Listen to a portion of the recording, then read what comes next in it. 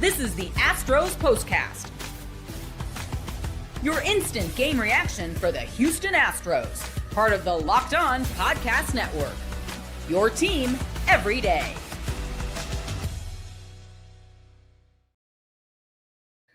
I have a big question for all of you to start the show today.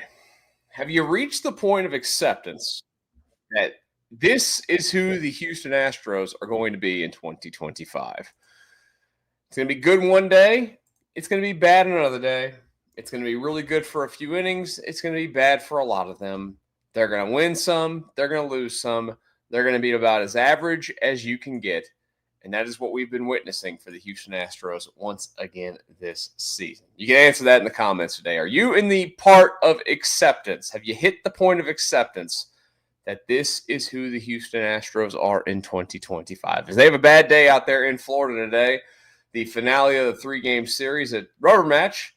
All of the things that I was concerned with yesterday, if you watched last night's show, I think they kind of played out today. Hot weather down there in Florida. Hunter Brown didn't fare too well. And the Astros didn't do enough offensively. They weren't horrific offensively considering their standards. Hey, they scored over 3 runs in the baseball game today. We got to like give them some sort of credit here. But it was bad offense still for the most part today for the Houston Astros. Today's episode of the Locked On Astros Postcast, by the way, is brought to you by Monarch Money. Take control of your finances with Monarch Money. Use code LOCKEDONMLB at monarchmoney.com for 50% off your first order. What are you talking about more than anything else from this one? Well, it's this. This is what you'll be talking about. Number one is that, yes, Hunter Brown is human. He is not a cyborg. He had been so awesome all season long. And every pitcher, you can go back and look at every pitcher that's won a Cy Young. And we could pull up Justin Verlander because that's a guy that's won the last 2 Cy Youngs for the Astros organization. We'll pull up his 2 Cy Young years with the Houston Astros. And that was, of course, 2022. And that was, of course, 2019 as well. And I guarantee you I will find a bad start, at least a bad start in both of those seasons.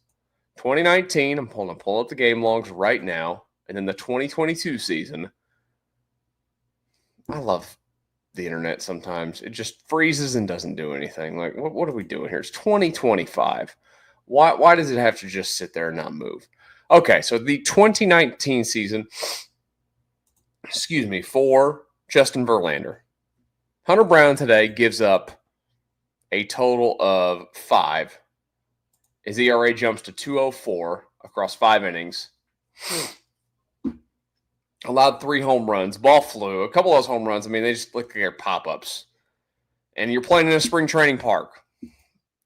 God, it had a spring training feel to it the entire time. But you go back, I'm just pulling up again, Justin Verlander.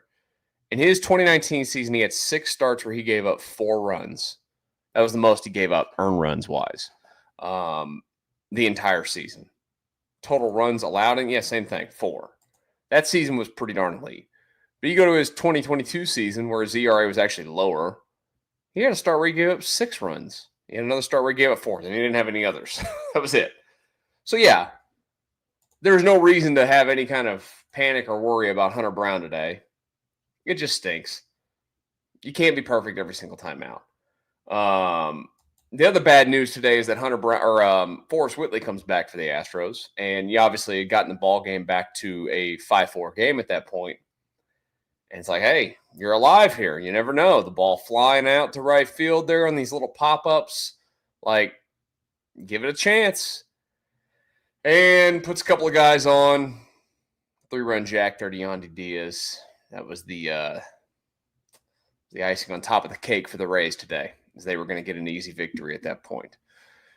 Stinks. The Astros do need Forrest Whitley to be competent out of the bullpen. I don't know how long the leash will be for him. It's his first game back. It's going to be a little bit, but if it isn't good, it would mark the end of Forrest Whitley's run as a Houston Astro. It's been a long, long period of time, but there's no reason to start thinking about that just yet for the Houston Astros. They had a bad day. They had a bad road trip. There's no other way around that. Look, they went out and they lost 4 games on this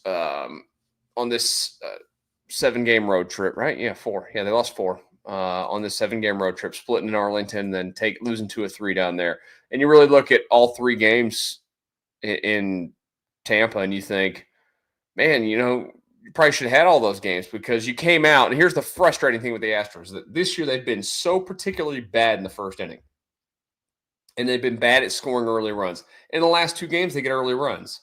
But what happens with what this offense has been this season? They go completely to a 0, from 100 to 0, like out of nowhere. That's what they do. They are so reliant right now on one guy, and that is a scary, terrifying thing. They are relying on Isaac Paredes more than anybody else. And you know this, that if your lineup is so heavily reliant on one guy at any moment, you're playing with a house of cards, and it's not going to be sustainable. I do have a little bit of the feeling of Groundhog's Day for myself when I keep saying the same things over and over, but it's just the truth. They don't have anybody else in the lineup at this moment that is stepping up, and they don't have any ability to do that right now. I'm not asking them to – now, look, 8 runs today, you're never going to win that game. But I'm going to need some sort of output that's more than, I mentioned it's 4 runs today. Okay. 4 runs isn't horrible. And with the Astros pitching staff, you typically look at 4 runs and you go, okay, they can win that baseball game today. Today wasn't the case. But we're talking about a team this season now that, again, let's do some counting live on the show. 1, 2, 3, 4, 5, 6, 7, 8, 9, 10, 11, 12, 13, 14, 15, 16, 17, 18, 19, 20, 21, 22, 23, 24, 25, 26 of their games this year they've scored less than 3. 27, 28, 29, 30, 31. 31 of their games so far this season they've scored 4 or less. So 3 or less. I mean, that's an incredible number to be this far into the season. Incredible. And they don't score. And that's why I have reached, again, and I asked that question, have you guys reached that point? Are you at the point of acceptance that this is what the Astros are? They're not horrible. Like, let's not get it twisted. They're not a bad team. They're an average team. They're playing 500 baseball. They are, as I mentioned, elite at one thing most days, which is pitching, and then they're really bad at the plate. And that is a recipe for mediocrity. And we've talked about it, and it's still the same thing today as it was a week ago. They are here because of poor planning. They are here because of years of poor management in terms of roster building. It has been a buildup, and it has come back to bite them in the backside. And that's what we're seeing this year. And then you, of course, have an offseason where you lose 2 big important pieces. One, because you're too cheap to go out and you're too afraid to spend luxury tax money. And the other is that you're too cheap to go and spend big contracts on a player. And I've always gotten caught up for myself on the Astros are cheap thing. They're not cheap from the standpoint of spending money. They spend top 5 salaries every year, but they're cheap from the standpoint of they don't go out and spend big on anybody. Now, you can make all the arguments and show all the things that, that those don't work out. But like when you talk the way that you talk about contending and the window never being closed and all these things, those aren't the kind of moves that you make where you constantly are just letting people walk out the door. And they've done it forever, and you knew at some point it was going to bite them. And it's happening this season. This team, in terms of OPS as a team so far this season, they are at 695. They're in the bottom half of Major League Baseball. 695 OPS. It's pathetic. And it's 2 months into the season now. Home run wise, they are bottom half of the league in home runs. They have 45. They are closer to last than they are to first. It's pathetic. Batting average. That's actually come around a little bit, but not a lot. 246. They're right in the middle of the pack. Literally dead middle of the pack in the big leagues. They don't get on base an incredible amount either. So far this season, their on base is 316. 317, excuse me. That's right in the middle of the pack. So all that is telling me, and runs scored, of course. They are 20th in baseball in runs scored. All of that has shown to me that, again, they are where they are because they are not good on offense. And I have reached the point where I'm willing to accept that. I'm willing to accept that the golden age of Astros baseball for now is over. And I'm going to watch average baseball this season. I don't think a lot's going to change. I don't see it. I just don't see it. I don't see Jordan coming back and being the savior. Pena's been good this season. Paredes has been good. I don't see Paredes holding up to a near 900 OPS all year. I'm insanely concerned about Jose Altuve and the rapid decline that he's about to go through. I think this is the life of Yainer Diaz. He is a guy that swings, and he's going to put up years that stink, and he's going to put up years that are really good. This team has no business ever handing out another contract to a free agent first baseman because Christian Walker has been a big, fat, flat failure, just like Jose Abreu's been. Jose Abreu was, excuse me. Jake Myers has been a revelation this season. It'd be nice to have this happening with Jake Myers on a team that was good. Cam Smith, probably rushed. Just the truth. That's how desperate this team was offensively. They knew it. That should have told you all you needed to know before the season started. They knew how bad they were going to be on offense. They took a guy that had an unbelievable spring and said, we're just going to rush him. Played like 30 minor league games. He's been acceptable. He hasn't been like the most horrific thing. 0 for 4 today with 4 strikeouts. But I don't see anything in this on this team that tells me that they're going to have a rapid growth outside of being elite pitching every day and winning a bunch of 3-2 games. That's what it's going to take. It's just not sustainable. I want to be optimistic. I do. And I'm not pessimistic. They're an average team. They still have an opportunity to outplay the expectations that I now have for them. But again, as I'm watching the game today, I kind of finally hit me. I looked at the calendar. I'm like, it's May the 21st. We're basically 2 months into the season now because they started at the end of March. And that's a huge sample size. It's significant.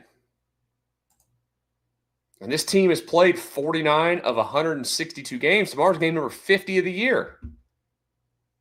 And if they lose, they're going to have won 25 and lost 25. They're the definition of average. And they're playing in a league and in a division that is very average. So they're not dead. So I will keep hope. But I'm not going to have any expectation for it. I just can't do it to myself. Let's talk about this next series, how important it is, what they have to do to turn it around. That's next year on the Locked On Astros Postcast. Monarch Money. You ever go to that bank account and wonder where did all your money go? Well, yeah, between dining out, online shopping, and entertainment, it's easy to lose track. That's where Monarch Money comes in, your personal CFO, giving you full visibility and control over your finances. Monarch Money isn't just a budgeting app. It's a complete financial command center. You can track all of your accounts, investments, and spending in one place, so you just stop managing your money and start building wealth. Using that app with your partner, well, it makes for awesome time. Managing the money smoother than ever. You can track shared and personal accounts, set goals, and stay on the same page without the stress. Take control of your finances with Monarch Money. Use code LOCKEDONMLB at monarchmoney.com for 50% off your first year. That's monarchmoney.com. Code LOCKEDONMLB for half off your first year. One of these days, maybe, we'll do a show where we're coming in and we're talking about the Astros have won 4 straight. The Astros have won 5 straight. The Astros have won 6 straight. Maybe 10 straight. The Astros, you can't stop them. They're unstoppable at the plate right now. Okay. I wish I was not saying that tongue-in-cheek, but you know what? again, I will continue to hold out some sort of hope for the Astros. They got a lot of problems on this baseball team. One of them today was their starting pitcher was not good, and Hunter Brown. The bullpen was not good behind him. That being one guy in particular, and Forrest Whitley, and the Astros lose. They're going to play the Mariners this week. Today's Wednesday. In Houston for a 4-game series. They're currently in a tie ball game as we're doing this show live with the White Sox. Astros at this moment in the American League West. Again, as we are doing this show live, let me refresh my page because I'm sure MLB.com doesn't automatically do that. The Astros are currently 3 games out in the division, sitting in second place. Same record as the Rangers, but they have the advantage over them at the moment. There's a massive weekend early in the season. If the Astros don't want to be the team that's chasing all year, these are the kind of series you got to go out and you got to win. At minimum, they can't do anything but split.